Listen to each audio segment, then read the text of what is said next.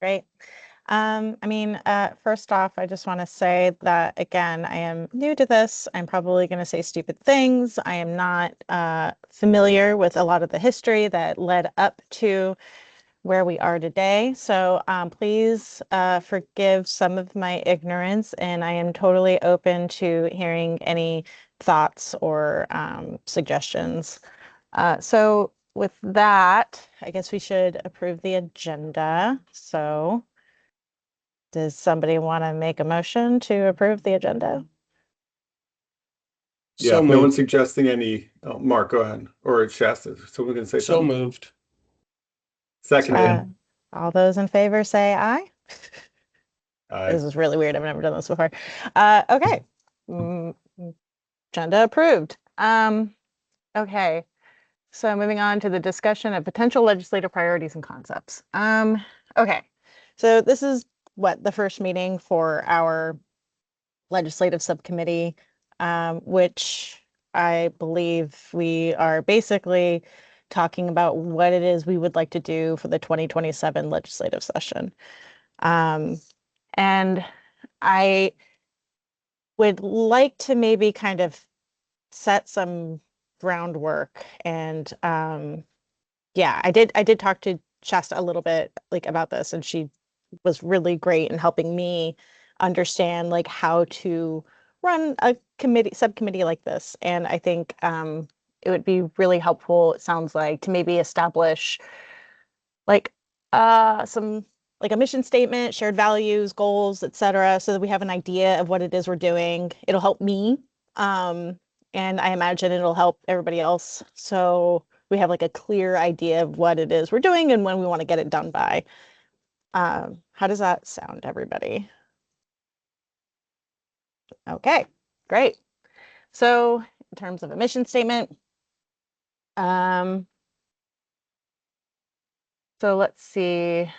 We could say something along the lines of we are convened to provide legislative concepts to advance public interest and disclosure by whatever date. And maybe we can ask, I guess Representative Anderson isn't here, but I don't know if there's like, I don't know when we need to get things done by. I have no idea. I've never done anything like this. So maybe we can all talk about it, considering you all have had experience with this. Yeah, go ahead. I can raise my hand. No, go ahead. I could talk next. Yeah, just kind of like, just like a statement of like, we're here to do X by X date, for X purpose. So that we, just have like a framework to contain this work, and move it forward.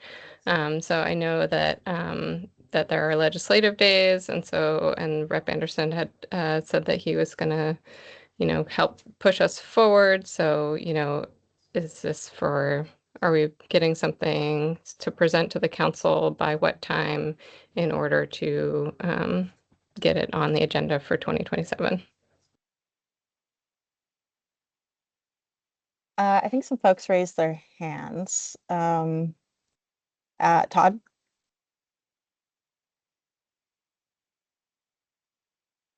Oh, You you're are muted. muted. Okay, I'm sorry.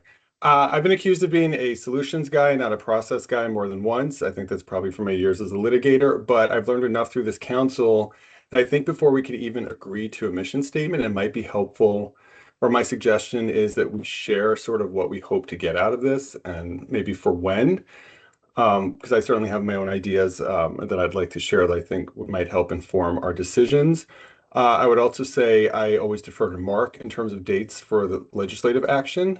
And so we have him here, thankfully. And also, unfortunately, I just wanted to say I have a hard out at noon. So if we were likely to go longer, I'm just going to have to leave by then. Thanks. I would like this to end at noon, so let's do that. Mark? Yeah, I'll be taking my son to the airport by then, so just a heads up. Um, I looked at a previous calendar for legislature, and I think that if you wanted to get a bill pre-session filed for the 27 session, you're probably going to need something by mid-November, if not a little earlier, maybe in mid-October. And the reason I say that is so in 2025, just before the Legislative Assembly was to convene in um, on February 2nd, right? We had to have bills drafted. I'm sorry, I'm looking at yeah, it was by November 21st going into the 26th session. But you have to understand that short sessions begin in February, whereas long sessions begin the day after MLK Day in January.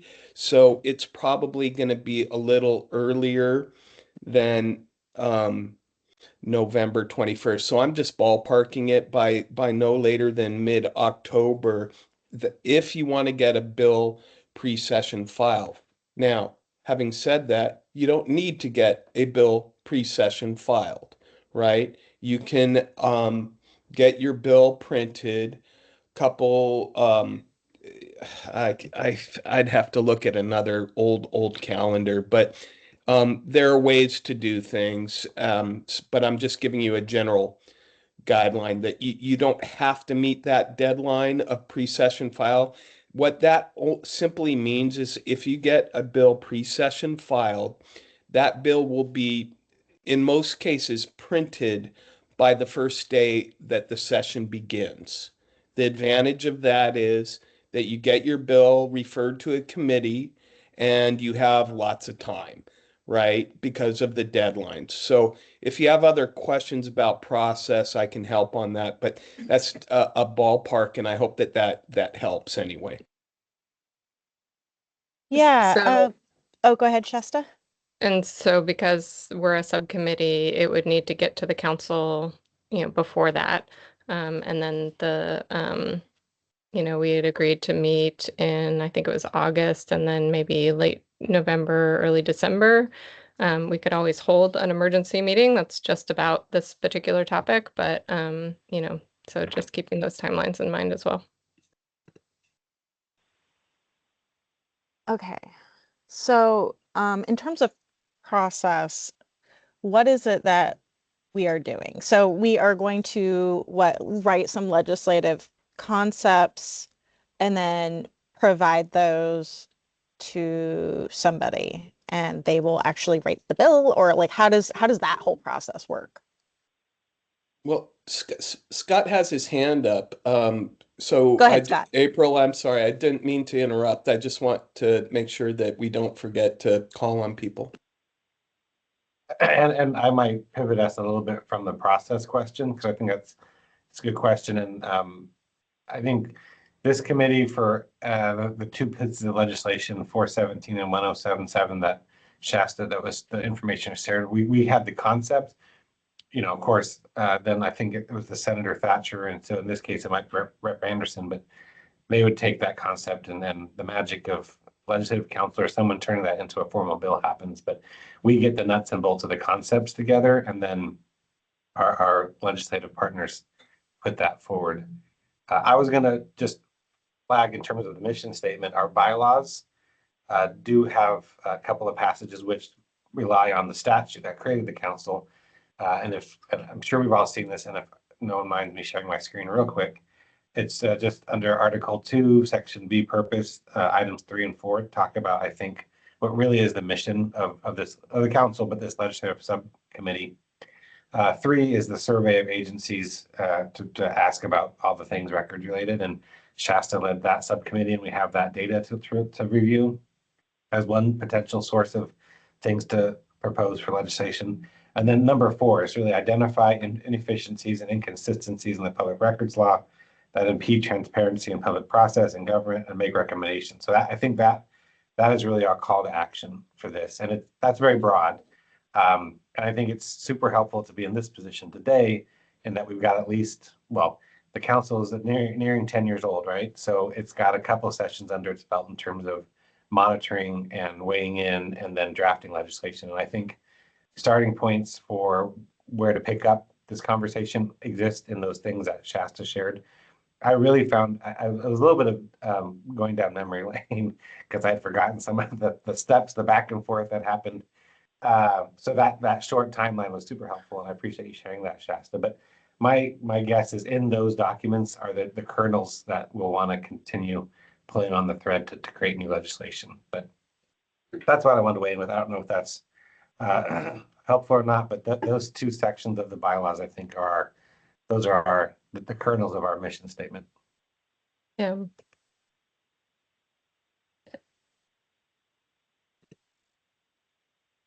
Go ahead, Shasta. Just saying, just kind of again, just like what is the container for this particular subcommittee so that we know that like by this time we're going to provide legislative concepts to the 2027 legislature. I think, to me, that was just the kind of the basic of like, here's what we're here to do. Mark? Well, I'm going to probably spill my guts here a little bit just as a forewarning because regrettably I have 3 years of experience of working with the PRAC and a subsequent committee that spent nearly 3 years to achieve virtually nothing. And I think that there are some important lessons learned from that experience. And I don't know if you want me to share those or not, but I'm going to offer a few observations that I think are important for us to consider. And that is, if I may, if we're going to be talking about a comprehensive um, legislative proposal, it's my belief, and we don't have to abide by my belief, that all the stakeholders need to be at the table. And we don't have them in this group. I'll just put it bluntly. Um, Having said that, and having gone down this road of sort of comprehensive overhaul as it relates to fees and things of that nature, I think you absolutely have to have the stakeholders at the table. Otherwise, it's a it's a fool's errand. Okay. Having said that, I do think we would be wise to look at our survey and use that as a potential jumping off point for any potential legislative concepts that we might want to entertain. I'm really biting my tongue here and trying to be as helpful as I can. But the political realities are, folks, that if you're not at the table, you're considered part of the menu. And I don't think that, for example, the school boards or the school administrators, the district attorneys, all of these individuals, and I haven't even begun to list them all out, would have to be at the table if we were to try to do something really substantial. Um, and that's just my cautionary sort of advice at this point. I don't know where we're going to go with this, and I'm always happy to entertain ideas. Um, but I think my role here is also to be a reality check from a political standpoint, and that I'm providing that now. So I'll end my soliloquy, if you will, and just wanted to give that impression from my experience so far. I guess I'm a little If I, confused. Are you suggesting that we invite like 100 people to this meeting to talk about a legislative concept because we can't have everybody at the table in this discussion? I agree, April. I having, as I said, spent 3 years trying to do this without any success. I think we have to really think seriously about what it is we want to tackle. And that's why I suggest that we look at the survey and see if we can't glean any potential ideas from that, because I do think that there's some valuable information contained in there and that we can make some potential recommendations from just the data that we've received from that. Scott? Thank you. I was thinking on this before, and then your comments, Mark, brought it back to the top of my head. I kind of vaguely remember the last time we made an effort and SB 417 was born. There was an attempt to do comprehensive, but there was also things, and obviously there were things that got caught that we couldn't reconcile. Would it be smarter as we look to the 27 session?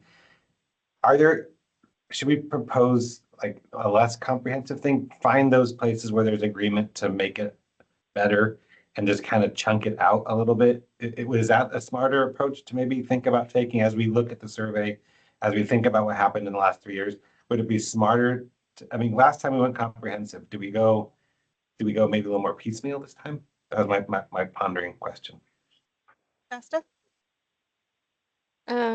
Yeah, so I mean, I was thinking that we would kind of take a look at the 1077-1, basically like where you guys ended up and like see, is there anything that we want to keep from that? And so kind of like old business and then new business, we have the survey. Is there legislative concepts that can come out of that? So, in preparation for this meeting, I did take a look at 1077 and like kind of went through things that are frankly non-starters for me, and then things that are fine. Or are we just so sick of that process that we just want to like start over? And in that case, I also have ideas for what we could do moving forward. I think that having some standalone concepts would be great. I know that in a long session, there isn't like the limits on how many bills like there is in the short session for representatives. Yeah, I mean, they kind of go overboard, right? But, so I don't think we can run, 10 different bills, but like, if there's, I don't know, 3 or 4 concepts that are like standalone. But I also think that there's several concepts that cost money. And, one of the things that I liked about 1077 is that there was a way to get money. But I also don't have the history around how politically viable that was. So, yeah, those are kind of my thoughts of how we could structure our work.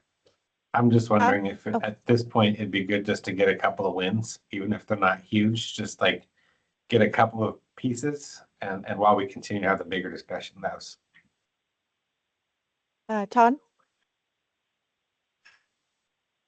Personally, I mean, I've also been working on this legislative effort since 2021, so I have my own trauma, I think, informing my motivations here. I'm certainly in favor of a more pinpointed, cost neutral bill that I think still advances at least the requirements of communication that all public bodies should effectively still be doing now, but just codifies it, that improves the conversation between requesters and public bodies. It's born of the work we've already done. It's well informed by input from our own council and stakeholders who testified. And there was general agreement about these particular concepts in the 2 legislative work groups that continued after our work finished. But in terms of process or plan, look, the majority of us on this council wear 2 hats, council members and representatives of their constituency. And a failing, in my opinion, of our work is that council members will vote for something that makes sense to them in session, but it doesn't also represent necessarily the perspective or decision of their client or constituency. So when it comes time to advocate for the bill, before testimony, or when it comes time to testify about the bill, they have to put on their other hat and then come out against the bill or remain neutral. That's not going to work because every bill is going to invite dissent and concern. People will appear to say things about bills that never participate in our process. And I think unless we have a robust bench of advocates from our council representing their constituencies and the council advocating for any bill we put forth, it's going to be dead in the water. And so what I'm proposing as a way to move forward is a two-pronged approach. The first prong is that members of this subcommittee review all available material on the work we've done, visit their own thoughts and feelings about a bill, and speak to those they represent, and come back to the next council meeting with ideas that they think generally have some support within the communities that they speak for, and present those as potential legislative ideas. Obviously, we can't compel anyone here on the subcommittee to do that, but it's a recommendation. The second prong would be to invite those who came out against the prior versions of the bill in the legislature to come speak to us about their concerns and what they'd like to see, and also put out a general ask in a notice about our next meeting that anyone who would like to talk about concepts or has concerns about potential concepts, come and talk to us. Our next meeting potentially could just be a listening session where we hear from those in the community, whether they're requesters or records custodians, who want us to know what they think we should do with the bill. As much buy-in as we can get early on, I think will give us a chance to have a bill that might pass, but I do think we have a lot of work ahead of us. So that's just my proposal at this point. Yeah, it's interesting to me because as a totally new, ignorant person, I thought this was what the legislative process was for. Like, I thought that's what public hearings were for, so people can air their grievances and then we could adjust the bill language. But what I'm hearing is that work actually needs to happen before it even gets to the public hearing process. Yeah, and that makes a lot of sense. It's unfortunate because I feel like we already have a public structure and why isn't it working? But that's a conversation for another day. But I do like the idea of coming to these meetings prepared, like reading the materials, talking to your constituents and anybody else you think might have an opinion that might be a stick in the mud of getting anything done. I think that type of homework is kind of part of our charge as a subcommittee. And I would hope this meeting we can actually set up a structure so that we can ensure we are successful in getting at least one win, regardless of whether we pursue 1077 or start a new legislative concept. I think this meeting, it would be good to like set up a structure for what it is we would like to accomplish and what our deadlines are, without necessarily committing to a specific bill or concept at this point. How does that sound to folks? Yep. Okay, great. So I guess I would propose that like September would be a good time to be done, with whatever we're going to present to the council. And then, we can have a meeting in October with the council, and then we can forward that along to our legislative champion in time for the pre-session filing. So what we're able to do by September is kind of what I think we should do. And I don't know if that involves like a lot of listening sessions, because we have already done the survey and we have kind of done that work of gleaning from the community of records providers, like what it is that would be helpful for them. Getting people's buy-in is a different conversation, and it frankly involves a lot of like marketing. And we're not really set up to do that. So I think kind of using the relationships that we have as council members in our communities is going to be a great way to kind of vet, what it is that we're putting forward and whether it has any legs. and so we're thinking September to get something done in terms of coming up with writing a legislative concept and getting it to our legislative representative person. Okay. We're And getting it to the council for a full vote. Yeah, I'm getting it to council Oh, first. yes. Okay, so we come up with the legislative concept and the language and stuff. We put it in like whatever, a Google Doc, and then bring that to the council. Then there's a full vote. Yeah. Okay. And how do we go about drafting this sort of language? Like, does working in a Google Doc make sense if that's potentially like a violation of like open meetings law? I don't really know how that works. Go ahead, Todd. Well, in the past, either the chair or myself would take what everyone said and put together a rough draft that we would then work off of in meetings, or people would review it prior to meetings and send like their edits directly to either the chair or myself to be incorporated to then be worked on in a meeting. Okay, I think that sounds good. And it's certainly generally not written like you would see a draft bill, like the legislative language and stuff. It's more just like straightforward ideas generally in the beginning. Okay, so what I'm hearing is like a goal of September, getting a legislative concept written and ready for a full vote at the council. Maybe I think in order to get to that point, we might need to like, I don't know, talk about maybe setting some ground rules so that we can ensure that we get to that place. I imagine, I mean, from what I'm hearing, there was a complicated history with 1077 in previous legislation, and the reason why those things may have died was because people just couldn't come to a consensus. So maybe we can establish some ground rules in terms of we can try to get a consensus if possible, but if not, like at what point do we just go with majority rules? Anybody have any thoughts or suggestions on that? Yeah. I mean, Shasta, I know you have, you've suggested this to me. So go ahead and tell me what you're, I mean, what should we do? Like, should we put these like mission statement ground rules and stuff in like a document? Todd maybe can do that. I don't quite know what sort of framework we should establish and how official it should be.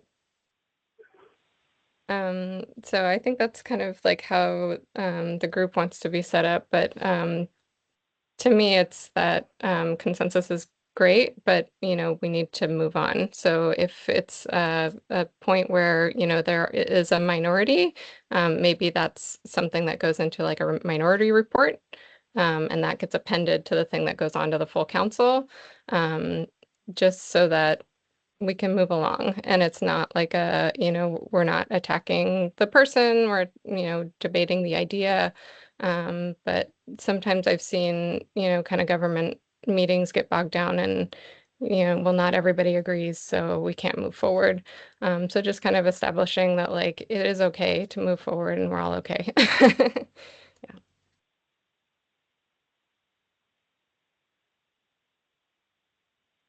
So maybe, Todd, we could formulate like a mission statement for what this subcommittee is charged with doing, which to me it sounds like get a legislative concept in by September so we can have at least one legislative win. Put that in however lawyery language you want to put it. And then in terms of establishing like ground rules, maybe we can establish like more formal language on, we'll try our best to get a consensus. If not, if there's a, disagreement in a minority, they can submit a minority report and then we'll move on. Does that, I mean, what are people's thoughts on that?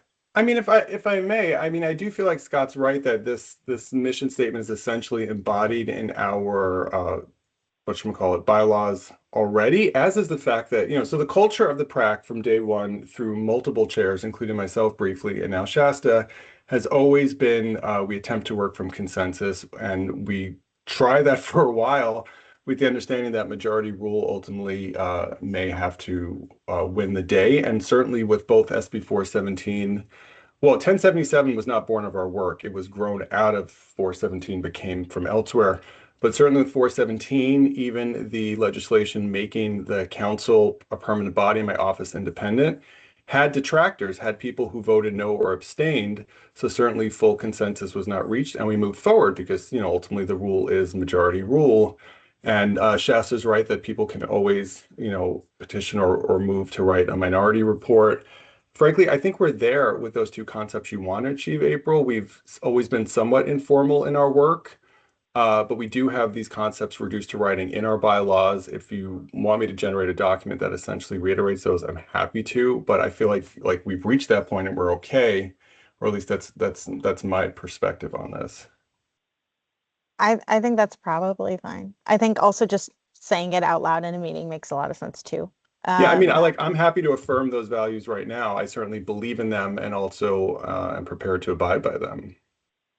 And maybe you could have everyone speak their mind on that if you want, or agree to it or not.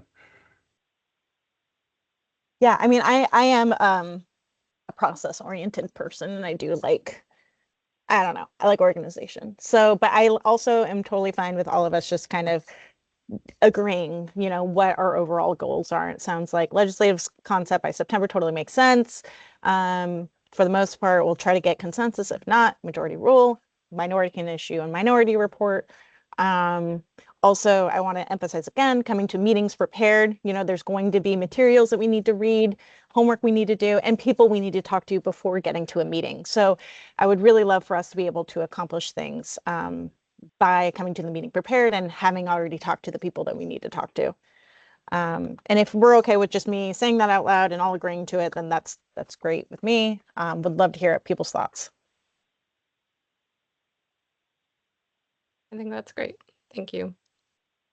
I agree too. And our bylaws also have a code of conduct section that said exact same words too, that it's consensus. And then when it comes to minority reports. So is everybody else seeing the waiting in the lobby keep popping up in front of them?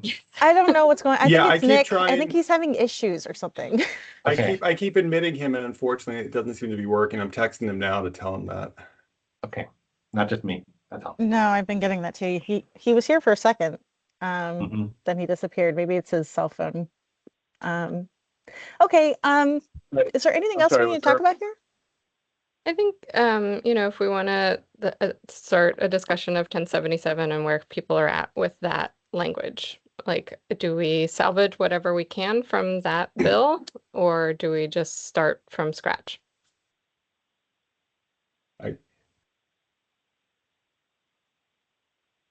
Todd? Okay, I want to win, but I want to win that works for requesters and records custodians. And my version of that win is salvaging, and I think it's precisely three things from 1077 that had broad consensus, should already be mostly being done by public bodies, and should not increase their costs. So I am in favor of taking those three concepts only at this point before we do more work. And I hear from others that might make me think differently, because I think we can have an easy win. I think it improves the work of records custodians and makes it easier for records requesters to understand what they're facing, and should not lead to any fiscal impact statements, as Mark will frequently remind us, probably means the death of a bill. Yes, I would love to hear the three concepts. Oh, sure. Sorry. Sure. Nice ideas. If I may, yes. So the three are, if a public body is provided a written fee estimate and a requester asks for an explanation, the public body must provide an explanation of that fee estimate to the satisfaction of a reasonable person, not any person or an unreasonable person, but a reasonable explanation of the fees beyond what was in the estimate is number one. Number two, if a public body is going to deny a public interest fee waiver or reduction, they must do so in writing. Very straightforward. And three, while the law already requires public bodies to publicly post their public records policies, there are no consequences for doing so. The only concept that had universal agreement, both on the PRAC and then later in our legislative subgroups, was add teeth to that provision. You may not charge fees unless you publicly post your public records policy. At this point, those are the three things I'm advocating for. Okay. Does somebody else have their hand up? This Nick thing keeps popping up, and I have no idea who's raising their hand or not. That was me, April, and I was going to ask Todd what his three ideas were, so I took my hand back down. Thank you. Okay, great. I mean, I will say I looked at 1077, and I'm not entirely sure what parts people love and hate. I mean, the 500% on commercial requesters, I imagine, was a big controversial thing, and I don't understand. Maybe that was like a way to appease government bodies who are like, it's going to be expensive for us to waive all these fees, so we have to have funding somehow. And so maybe whoever came up with that bill came up with this fund, and it was going to be funded through commercial requesters. And okay, maybe that's what happened there. But in terms of like what I would like to see, I mean, I think Todd, I think your goals make sense, and I'm probably more here to just say what I do and don't like from other people's ideas, because again, I'm new to all this. Anybody else have thoughts on what, if they would like to see us work on 1077, or if maybe we should focus on something else?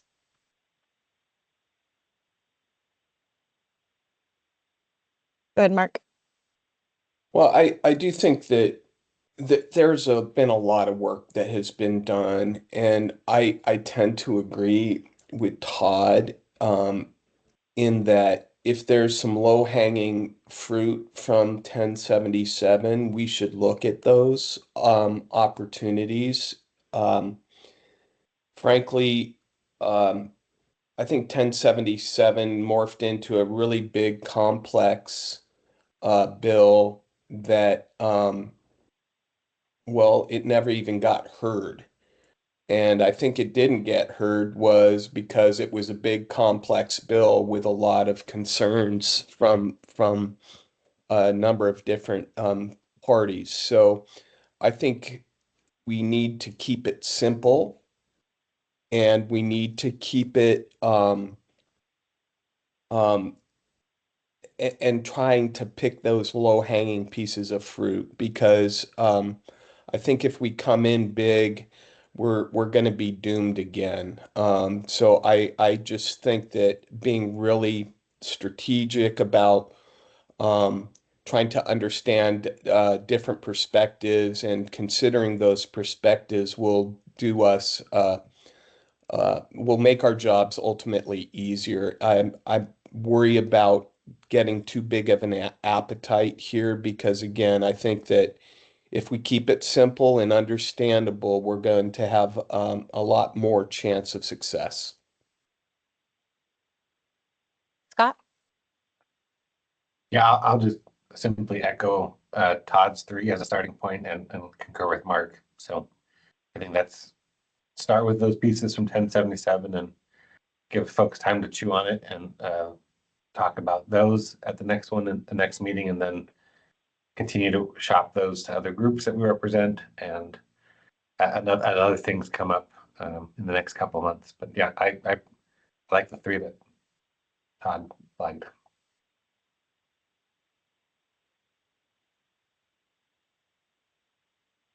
Shasta? Yeah, I also like those three that Todd flagged. I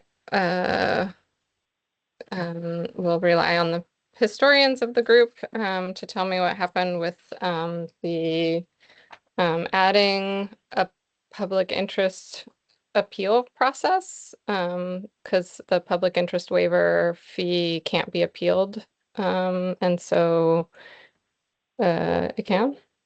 There was some additional language in there saying that you could appeal it to the AG. Oh, well, if I recall correctly, it's because we were changing the parameters of the public interest fee waiver reduction test, and there was concern that it needed to line up appropriately and also mirror the sort of analysis that public bodies can do for denials. And also from the requester side, but also I was also of the opinion that we need to give additional powers to DAs and AGs in terms of what they could order when reviewing fee waiver public interest denials. So that was all tied together with the reforming the public interest fee waiver consideration process. So those were inextricably linked. Got it. Okay, yeah. Yeah. I will just I was pretty shocked by the public interest like test thing being I am not in support of that. I'm glad that that's not on the list. What about it towards the end, there's like kind of a there would have been a new like firewall at the DOJ between like if you're representing that state agency in a different capacity, you're not also ruling on their public records appeals. What about that part?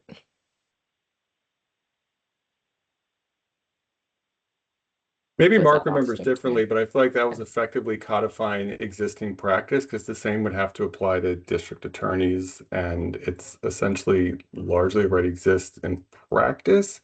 I don't remember a whole lot of discussion around that particular issue.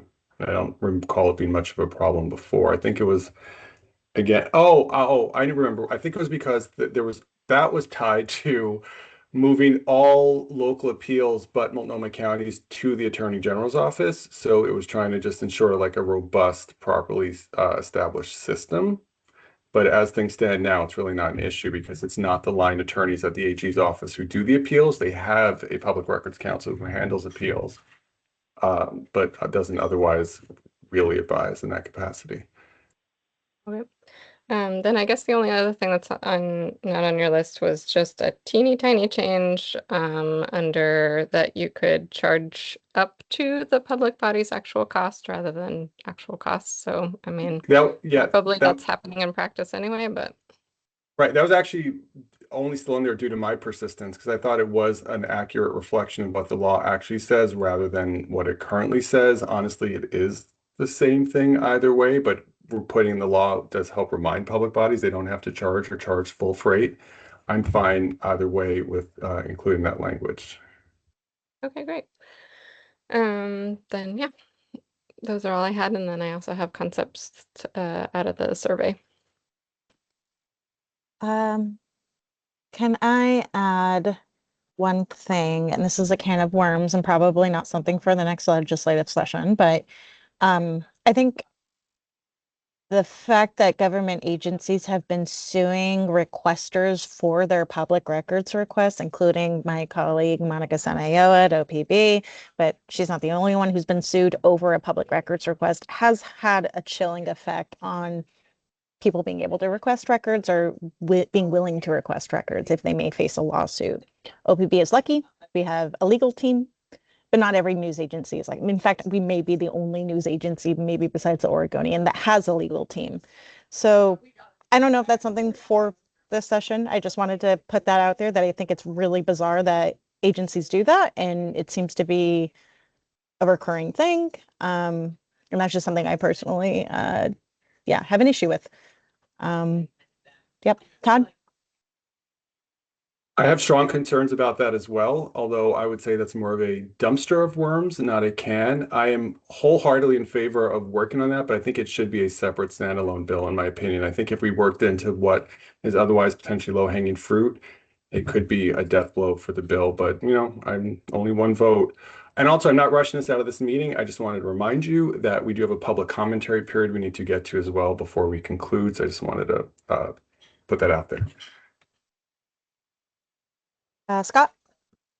Yeah, real quickly, because I respect the time too. I think I've heard like 4, maybe 5 things that there seem to be some consensus about talking about for a legislative concept. Can I prevail upon maybe Todd or somebody to put that into not in the bill format, but just in maybe some sort of a quick bullet point layout for our next discussion, so it's a little bit cleaner in terms of what exactly we're talking about. The bills are kind of hard to read, so that's my one I want to ask. Thank you. Well, Scott, then just tell me. So it was my initial 3 ideas essentially about communication. It was Shastra's mention of up to actual cost. Is there one more thing? That might have been all of them. I want to make, that's kind of my question too. I just want to make sure there was like 3 and then 1 at least from Shasta, so it's 4. I just want to make sure we lock those in. I guess the only other thing that I would add if we were like salvaging 1077 is, and this is not like language, but just like a whereas section where there's like some like establishing of like values, and this is something that we as Oregonians like. I mean, I don't know. Yeah. I anticipated Mark's hand raising. I'm not sure we get to do that, and I think Mark's going to tell us. Okay. Go ahead, Mark. Can't do that. Well, you can. It has no force of law. It clutters the statute. Legislative Council doesn't like it because, again, it clutters that statute. And so they're very resistant to that. And so I would recommend that we steer clear of that. But maybe those are the initial talking points that we would share with a consensus of the council who goes and advocates and writes letters. And that's those whereas type language. Maybe that's the nucleus of our speaking points. I like that. Maybe our 1-pager on it. Can we get to kind of new concepts? Okay, I have to call them up. Where are they? So when I looked at the survey, there was kind of 4 things that stood out to me, which was 2 things, well, maybe 3 things that cost money and one that doesn't. But so creating grant opportunities or budget lines for agencies, especially small local governments, to hire or train public records coordinators. If that great concept of a public records fund from 1077 happened, I would want to see the money go to something more like that like front loads the capacity of public records officers to provide this information. And then, so kind of that one. Then number 2, the creation of some sort of like central or like memorandum of understanding or emergency strike team or something, maybe out of Todd's office that could go in and help local agencies when there's some public interest spike that like, some soil and water board has like a super big interest in all of their emails or something, having a high volume of requests happen and having the ability to respond to that in a timely fashion. Number 3 was there were a lot of like IT solutions, and I think that we need some, like I would love to invite the CIO to a council meeting or something so that we can kind of talk through those concepts. I think there's a lot of solutions, especially with AI, that can start happening, but I don't think that's something we could tackle, in the next 3 months or whatever. So, but I do think that that's something that people are kind of crying out for in the survey is some like tech solutions. And then finally 4 is exemptions. And I know that that's the Sunshine Committee's work. And so I'm interested to hear more about what they've been working on, because, from requesters to agency staff, everybody's saying that our public records law is just way too complex. And we need to like simplify it down to make it easier for everybody to get access to government information. Those are my 4 concepts very quickly.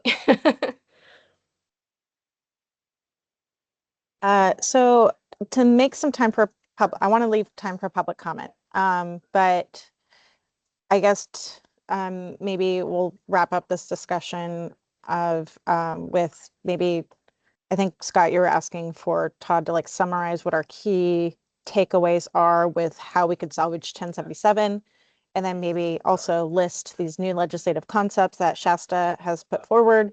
We can all think about those and then maybe come to the next meeting with thoughts about what we would like to do moving forward.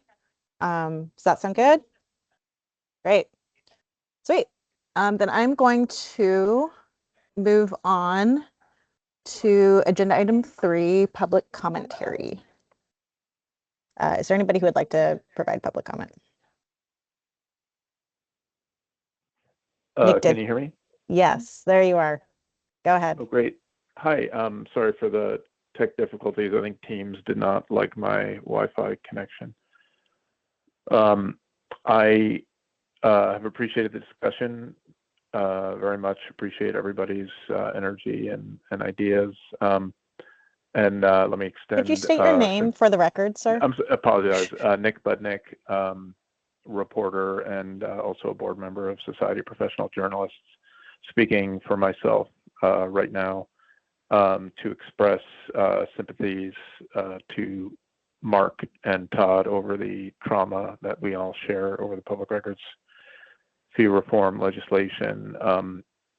I do want to raise a whole separate red flag, which is what an incredible time suck these legislative issues are for the office of the advocate itself. And so I guess I would caution you to think about that as you pursue these issues, and Todd can speak to whether that's a legitimate concern or not.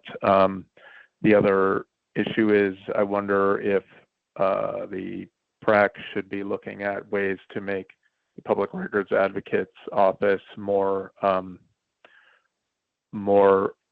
impactful. And I know that the what helps DAs and AGs settle disputes is that they are able to access the public records that are in dispute and suggest compromises, and it's sort of crucial for them in their unofficial role as a mediator. The legislation that led to the PRA does not give the PRA that authority, the discretion to request or demand those records. And I wonder if that would be a pretty narrow change to the law that would assist Todd or whoever the PRA is, PRA staff, to settle disputes.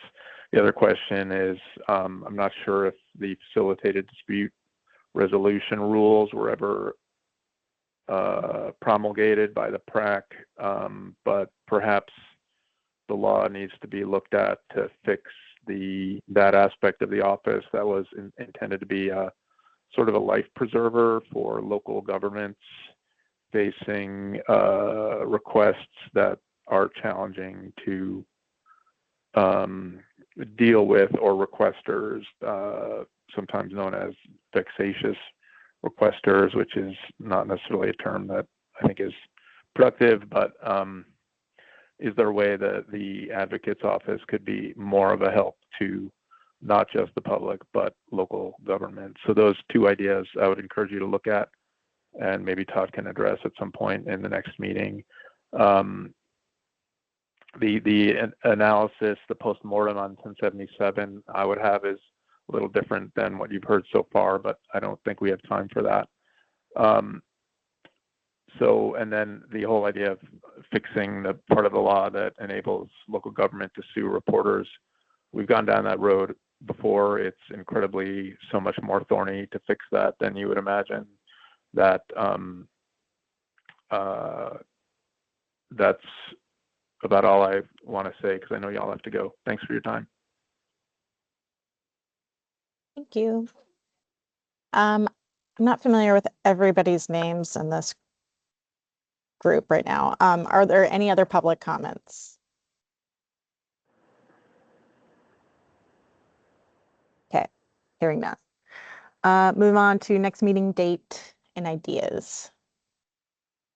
When would we like to meet next? Todd? Oops, sorry. My recommendation is that the next meeting be a listening session with both invited guests and open to whomever else wants to talk to us. My vote for invited guests are those who testified against prior versions of the bill, so 1077 and 417, and then ask for anyone else who wants to share their thoughts and be part of the process. And then after that meeting, I would recommend a next meeting, so our third meeting, to be, our own take on legislative concepts, again, based on our ideas, review of the past, what we heard from those who spoke, and talk with our constituents for those who have them. So maybe 4 to 6 weeks for the listening session, and then maybe 2 to 3 weeks after that for the next meeting. I think that makes sense.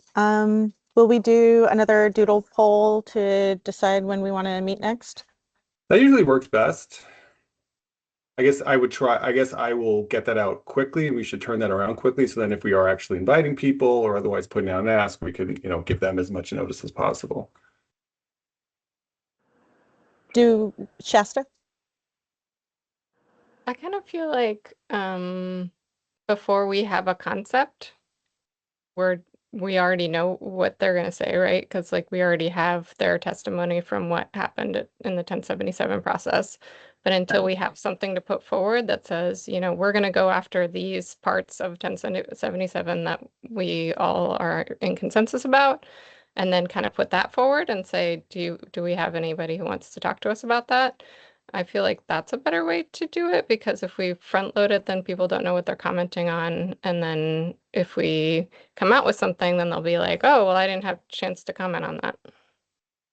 I mean, I think either approach works. I think they just represent different philosophies. One being, this is what we think we should do, react to, and the other is, tell us what you think in general so it can inform our thoughts on what we choose to do.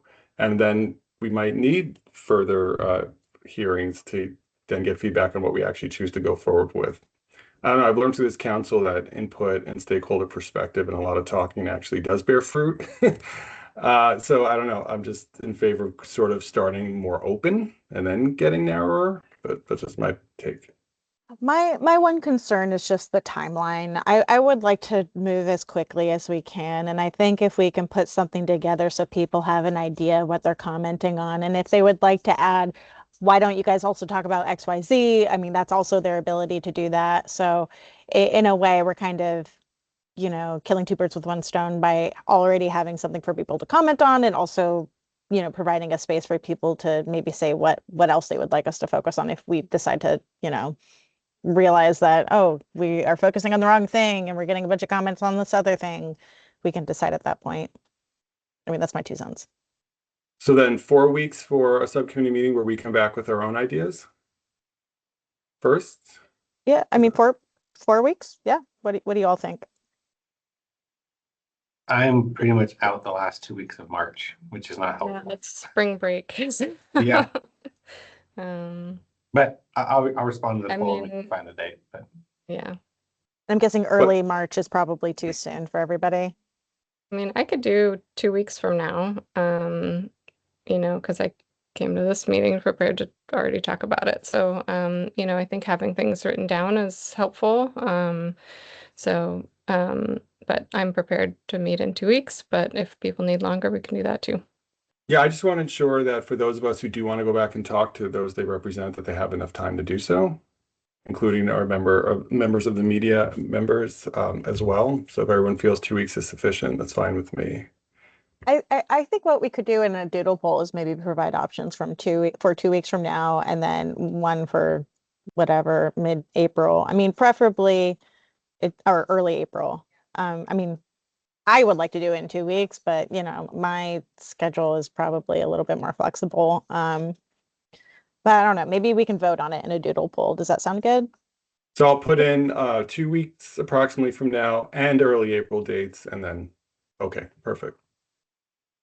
And I think our in-person PRAC, like full council meeting is sometime in April. I don't remember exactly Sure. when, but mid-April, something like that. The date is not set, but I actually our group Maybe has that's why I don't know consensus. what it is. Our group has consensus for the afternoon of April 17th, but now I've queried the Portland building to make sure that space is still available that day. So spoiler, if it's available, it'll be April 17th in the afternoon, but I have to hear back from them first before I can tell the full council. Great. Oh, since we have like 2 seconds, do we have anything planned for Sunshine Week, or is anybody doing anything? Because I think it'd be great to like kind of tell the media about our survey and the report that happened. Yeah, in we've advance. our office has done stuff in the past. We are way past bandwidth to really do much except occasionally put out a statement, but I'm happy to work with you, Shasta, if you want to put one out on behalf of the council. Cool. Thanks. Yeah, I mean, we could just do a press release. It's like, it's Sunshine Week. Here's the PRAC. We exist. Here's Yeah, what we've done. I don't know, but yeah, I don't think I could put together something like that. Shasta, if you have the bandwidth for that, great. But if not, I think that's fine too. I can do that. Okay, great. Anything else? Do we need to vote on ending the meeting, or can we just say bye? I say bye. Okay, Thanks, everyone. bye. Good job, April. Nice job chairing. Thanks. Good job.